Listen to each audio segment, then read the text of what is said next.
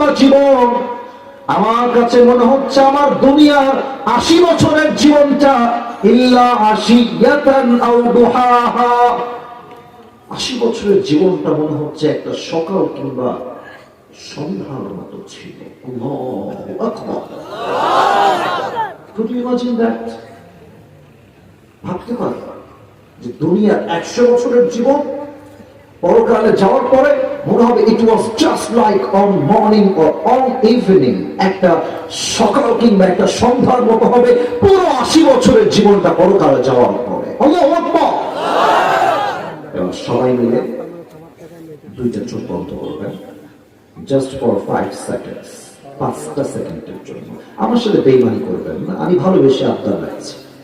কেন বন্ধ করবেন ব্যাখ্যা দিই, তাহলে আগ্রহী হবেন চোখটা বন্ধ করতে। বগুড়ার কাহার জয় সারা ভাই, আমি পুরো ওয়াজের একটা ছোট্ট ভূমিকা দিচ্ছি, ছোট্ট একটা ভূমিকা। পরকালের জীবনটা শুরু হবে কেমন করে?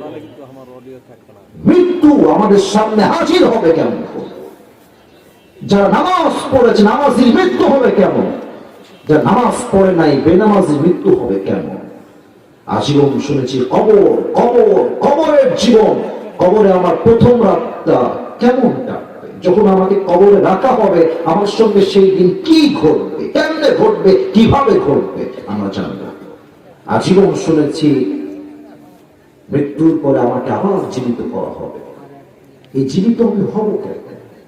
আজীবন শুনেছি মৃত্যুর পরে একটা দিন আসবে, the day of qiyamah, the day of accountability, the day of judgment, হিসাব দিবস। সেদিন আমার আমল নামা হিসাব হবে। কেমনে কেমনে ওজন দেওয়া হবে আমল নামা? এন্ড ফাইনালি আমরা জানবো, আজীবন শুনেছি জান্নাত জাহান্নাম। জান্নাত আমি যাবো কেমনে, জাহান্নাম আমি যাবো কেমনে? এই পুরো টপিকটাকে কোরআন থেকে, হাদিস থেকে, দলিল ভিত্তিক, রেফারেন্স ভিত্তিক আমি আজকে হাইলাইট করতে চাই। রাজি আছেন তো সবাই? ইনশাআল্লাহ। ইনশাআল্লাহ আওয়াজটা বগুড়ার হয় না, সো সরি। বলুন সবাই দিল থেকে বগুড়ার সাউন্ড ইনশাআল্লাহ। চোখটা বন্ধ করবে, আমি করছি। সবাই চোখ বন্ধ। আমার চোখ বন্ধ অলরেডি করে ফেলেছি। বগুড়া কলেজের ভাইরা আপনাদের হাতে হাত রাখছি, আবদার করছি নিজেকে স্থির রেখে 5টা সেকেন্ডের জন্য মৃত্যুকে ভাবেন, কবরকে ভাবেন, জাস্ট ভাবেন যে আপনার কাল সকালে কবরে আছে। একটু পরকালকে স্মরণ করেন। 5 গুনছি, 5 গুণা শেষ হলে চোখ করবেন। 1 2 3 4 5। কলিজার ভাইরা ওপেন ইউর আইস, চোখ খোলেন। আমি যা বলি ঠিক বেঠিক বলা জরুরি নয়, দিল থেকে শুনবেন। That's enough. এতটুকু আপনার হেদায়েতের জন্য যথেষ্ট হবে ইনশাআল্লাহ। বলেন ইনশাআল্লাহ। এখন আমরা বসে আছি ছোট্ট একটা ক্ষেতের ভেতরে, মাঠের মতো প্যান্ডেল করে আমরা সবাই বসে আছি। আপনাদের বগুড়ার যে হাইওয়ে রোড আছে, ওদিকে আমরা যাই গাইবান্ধা, ওদিকে আমরা যাই রংপুর, ওইদিকে আমরা যাই ঢাকা। যে বিশ্ব রোড আছে, বলেন তো আমাকে বুঝে শুনে, হানিফ বাস যায়, দেশ ট্রাভেলস যায়, ন্যাশনাল যায়, গ্রামীণ যায়, গ্রিন লাইন যায়। বাসের ভ্যারাইটিজের কোনো শেষ নাই। এই বাসগুলো যখন বিশ্ব রোডে চলে, বগুড়ার কাহলুর ভাইরা বুঝে বলবেন তোমাকে আসতে যায় না জোরে যায়? খুবই জোরে যায়। এবার তোমাদের যাদের বাইক আছে, যারা বাইক ইউজ করো, দেখো আমি নিজেও বাইক চালিয়েছি, এখন তো সময় পাই না তাই বাইকে হাত দেওয়া হয় না। তবে তোমরা আমার সঙ্গে একমত হবো বগুড়ার ভাইরা, দেখবা রাস্তাঘাটে বাস আর ট্রাক, বাইকের চালককেরা মানুষ মনে করে, মানুষ মনে করে। আপনি যাবেন রাস্তার বাম দিক থেকে, ঠাস করে দেখবেন একটা হানিফ বাস ওভারটেক করছে আর একটা বাসকে, আর আপনাকে এক চাপ দিয়ে রাস্তার এই পাশে ফেলাই দিবে। তা আমি বগুড়ার সুলপুরকে বলবো, তোমরা খুবই ডেঞ্জারাস, তোমাদের গায়ে অনেক শক্তি আছে। তোমাকে যেই বাস রাস্তায় চাপাই দিবে, তুমি চেপে যাও, চেপে আবার বাইকটা ঘোরাবা, ওকে ধরবা, ওর গাড়ির সামনে গিয়ে বাইক রাখবা, ও থামবে না, কিন্তু বাপ থামতে বাধ্য হবে। ওকে থামাবা, ওর কলার ধরে নামাই নিয়ে আসবা, ওর ইচ্ছা মতো পিটাবা, যায় আমি তোমাকে ফটোয়া দিলাম। কারণ যাদের জন্য হাজার হাজার যুবকের রাস্তায় তাজা প্রাণ ঝরে যায়, এমন কুকুরকে মুগুর না দেওয়া সোজা হবে না বগুড়ার ভাড়া আমার। একটু ভাবেন যে কালকে সকালে আপনি বাইক নিয়ে সিএনজি নিয়ে যাচ্ছেন বগুড়া হাইওয়ে রোডে, আমার হাত দেখা যায়? আচ্ছা একটু উঠিয়ে দেখাচ্ছি, হাত দেখা যায়? এই যে দেখেন আমার সোফার ডান দিকে একটা হাতল আছে, ডান দিকে। জাস্ট ভাবেন, থিঙ্ক অ্যাবাউট ইট, একটু ভেবে আমাকে শুনবেন। এটা হচ্ছে আমার জয়ের সারা কাহারুর ছোট্ট গলির রাস্তা, আর এটা হচ্ছে বগুড়ার হাইওয়ে রোড, বিশ্ব রোড। জাস্ট ভাবেন, আমি সাইকেল নিয়ে যাচ্ছি, বাইক নিয়ে যাচ্ছি, অথবা আমি অটোতে সিএনজিতে যাচ্ছি বগুড়ার মেইন শহরে আমার গন্তব্য। জাস্ট বাইকটা নিয়ে মেইন শহরে উঠেছি, বাইকটা আমি ডান দিকে নিব, বাইকটা এখনো সোজা আছে, আমি এখানে ইউটার্ন নিতে পারি না ডান দিকে। হঠাৎ করে বাম দিক থেকে একটা বিশাল লম্বা হানিফ বাস এসে আপনার বাইকে একটা ধাক্কায় বাইক থেকে আপনি উড়ে গিয়ে, জাস্ট ভাবেন যে আপনি বাসের ধাক্কায় 40 হাত দূরে গিয়ে পড়ছেন, আর এই কপালটা রাস্তায় এমন জোরে আঘাত খেয়েছে, কপালটা ফেটে ফিরকি দিয়ে গল গল করে রক্ত বের হচ্ছে। আর বগুড়া সবাই দৌড় দিয়ে আসছে, আরে বাঁচাও, মারা গেল যুবকটা, ধরো সবাই মিলে ওকে, অ্যাম্বুলেন্স কল দাও, এক্ষুনি মেডিকেলে পাঠাও। অ্যাম্বুলেন্স ঠাস করে চলে আসছে, আপনাকে কোনো মতো ধরে মেডিকেলে পাঠিয়ে দিয়েছে।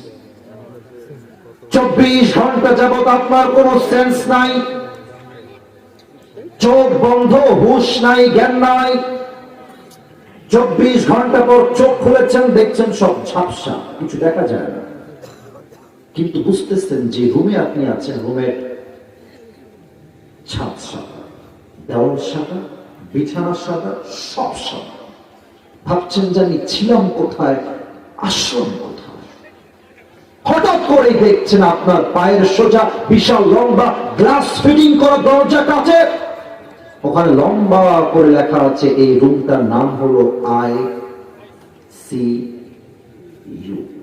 Last stage of life. জীবনের শেষ মুহূর্তে আপনি এক ধাপেই চলে এসেছেন। মুরব্বীরা কি ভাববে সেদিন জানেন? মুরব্বীরা কি ভাববে? ইস রে, আজীবন সুদ খেলাম, আজীবন ঘুষ খেলাম, আজীবন সন্তানের জন্য, মেয়ের জন্য, বইয়ের জন্য হারাম কামাই করলাম, মৃত্যু তোমার কাছে চলে আসছে, আমি কোথায় যাব? প্রত্যেকটা যুবক সেই দিন আইসিইউর বেডে বসে ভাববে, ইস রে, যৌবন বয়সে আমি পর্নোগ্রাফি কেন দেখলাম, বেয়া নারীর থেকে আমি খারাপ চোখে কেন তাকাইলাম, আমি আমার পুরো যৌবনটা হারাম গান শুনে নষ্ট করলাম কেন? আফসোসে কাতরাবে প্রত্যেকটা মেয়ে, ভাববে ইস রে, আমি পর্দাশীল কেন হতে পারলাম না। হঠাৎ করে দেখবে জানালার থেকে একজন যুবক আকাশ থেকে নেমে আসছে, আকাশ থেকে। বুঝে থাকলে উত্তর দেন, আকাশ থেকে যে নেমে আসে মানুষ হয় না ফেরেশতা? উত্তরে তো আসতে কিন্তু হয় না, মানুষ না ফেরেশতা? যখন ফেরেশতা আসবে আমাদের মাঝে দুইটা দল হয়ে যাবে। There will be two kind of people in this world. First of all, those who perform the salah, and the second one is those who do not perform the salah. এক হচ্ছে নামাজি বান্দা, আর এক হচ্ছে বেনামাজি বান্দা। নামাজি বান্দার সামনে যখন মালাকুল মউত আসবে,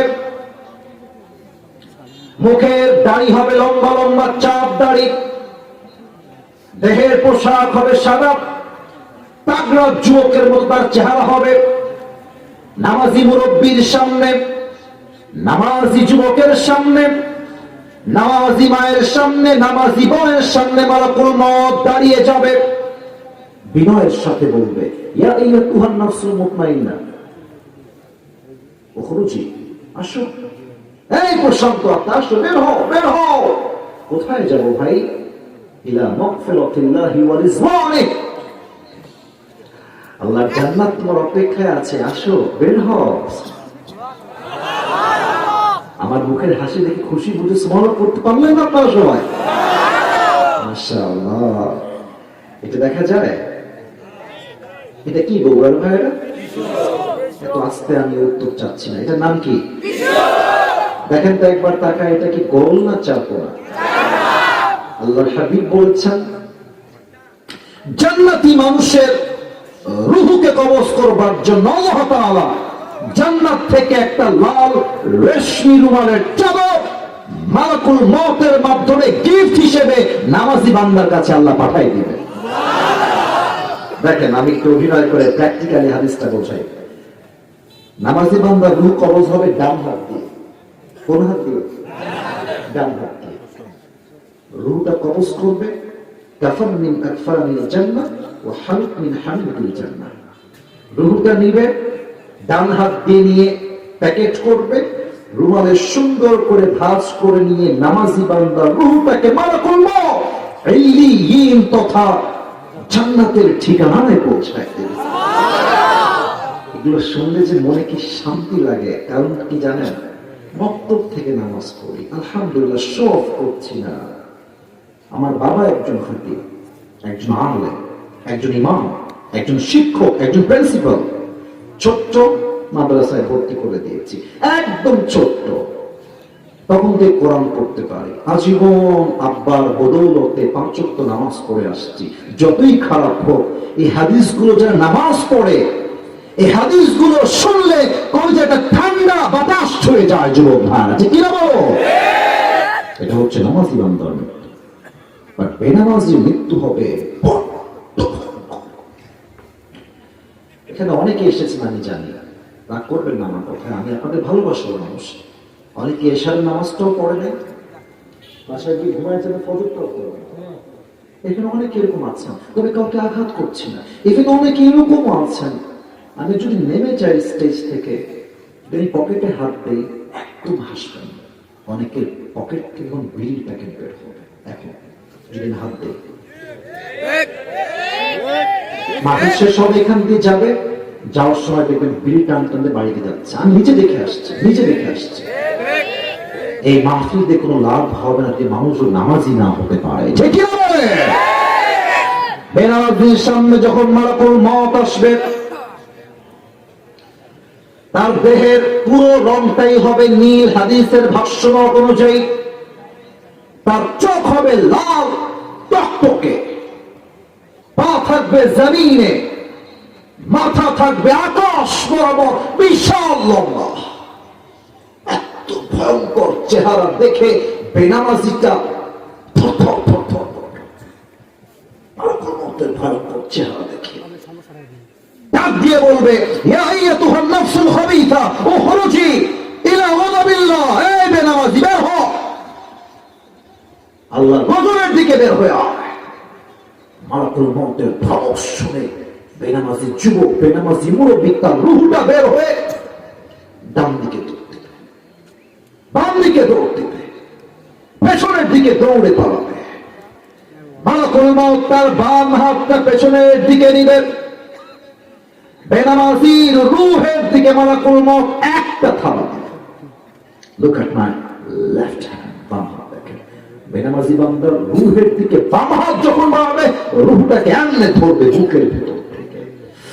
যখন টান দিয়ে বেনামাজি রূহকে ছিঁড়ে বের করবে, হাদিসে আসছে যে জীবিত ছাগলকে যাবেহ না করে তার চামড়া কেউ যদি ব্লেড দিয়ে কেটে ফেলে, ছিঁড়ে ফেলে, ওই ছাগলটার যে পরিমাণ কষ্ট হয়, কমসে কম 70 গুণ বেশি কষ্ট দিয়ে একজন বেনামাজির রূহকে কবজ করা হবে। বলেন সবাই আল্লাহ, তোমার কাছে আমি দিল থেকে দোয়া করি, আমাকে সহ সবাইকে নিয়ে দোয়া করি, আল্লাহ এই মৃত্যুর আযাব থেকে আমাদের সবাইকে তুমি সেই দিন বাঁচাই দিও। পড়না আমিন। রূহ যখন কবজ হয়ে যাবে, লাশ পড়ে থাকবে। লম্বা পড়বো না, টাইম ইজ টু শর্ট। ফজর নামাজটা জামাতে পড়তে হবে। আপনার লাশটাকে নিয়ে জানাজা হবে, দাফন করে দেওয়া হবে। দাফন করার সাথে সাথে আত্মীয় স্বজন যখন 40 কদম পার হয়ে যাবে, 2জন ফেরেশতা আসবে। একটা প্রশ্ন করবো সবাইকে, তবে এটা বাঁধাবার জন্য না,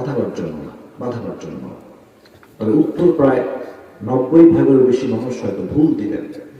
so think before you answer of my question, ভেবে উত্তর দেন।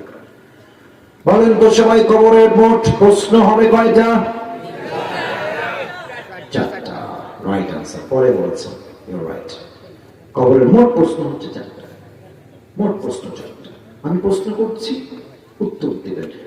এটা কোনো মানে অহংকারের জন্য বলছি না, জাস্ট আমরা ভালোবেসে উত্তর দিব আল্লাহর কাছে। বলেন তো সবাই, আমাদের রব্বুক, আমাদের সকলের রব একজন, তিনি কে? শাহাদত আঙ্গুলি উত্তোলন করে বগুড়ার কাহালুর জয়সালার ভাইরা উত্তর দিবেন দিল থেকে, অনুভব করে, জবান খুলে। আমাদের সকলের রব একজন, তিনি কে? আল্লাহ আমার রব, আল্লাহ আমার রব, দমে দমে কোন মনে তারি অনুভব। তোমার দুনিয়াতে আমি যেদিকে তাকাই, অথই নিয়ামতে ডুবে আছি সবাই। পাখ পাখালির কণ্ঠে শুনি তাসবিহ করো রব, তাসবিহ করো রব। আল্লাহ আমার রব, এই রবই আমার সব। বলেন সবাই, রব কে? নাম্বার 2, ওমান নবিয়্যুকা তারিফু হাযা রাজুল। তুমি কে মানুষটাকে চেনো, এই ব্যক্তি তোমার কে হয়? যার মুখে দাঁড়িয়ে আছে, যে নবীর সুন্নাহকে মেনেছে, সে বলবে হাযা নবিয়্যুনা মুহাম্মাদুর রাসূলুল্লাহ সাল্লাল্লাহু আলাইহি ওয়াসাল্লাম। তবে সবাই কিন্তু উত্তর করতে পারবে না। একটা কথা বলতে ভুলে গেছি, কথা বলা যাবে না? বলা যাবে না মনে হয় নাকি? আপনাদের বগুড়ার সবচেয়ে বড় কলেজের নাম কি? আজিজুল হক ডিগ্রি কলেজ নাকি? আচ্ছা, আজিজুল হক কলেজ। এখান থেকে কত মিনিট হবে আনুমানিক? 1 ঘন্টা 20 মিনিট। আচ্ছা, 20 মিনিট লাগবে, তাই না? আচ্ছা, এটা কলেজের নাম বলেছি গল্প করার জন্য নয়, একটা হাদিস বোঝাতে চাই সবাইকে। মনে করেন যে কাল সকাল 10টার সময় আপনাদের বগুড়ার কলেজে আমার এক্সাম আছে, পরীক্ষা আছে। তো বইটা বের করেছি যে আরে পুরোটা বছর নষ্টামি করলাম, পড়লাম না, খাইলাম দাইলাম, ঘুরলাম, কালকে কি পরীক্ষা দিব? বাষ্প খাওয়াই লাগবে কালকে আমাকে। এবার বই বের করেছি পড়ার জন্য, প্রশ্নপত্র। প্রথম প্রশ্ন পড়ছি, বাংলাদেশের রাজধানীর নাম কি? উত্তর ব্রেন দিয়ে মুখস্থ করলাম, বাংলাদেশের